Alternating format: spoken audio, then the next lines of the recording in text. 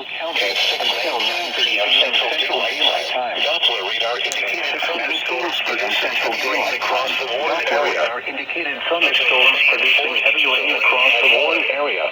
Between 3 and 4 inches of rain have fallen. Additional rainfall amounts up to 1 inch are possible in the Warren area shortly. Flash flooding is ongoing or expected to begin shortly. Thunderstorms producing flash flooding. Source: radar. Thunderstorms producing flash flooding. Source: radar. Impact: life-threatening flash flooding of creeks and streams, urban areas, highways, streets, and underpasses.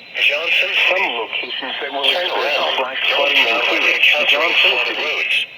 Turn around. Don't drown when encountering flooded roads. Most flood deaths occur in vehicles. Be aware of your surroundings and do not drive on flooded roads.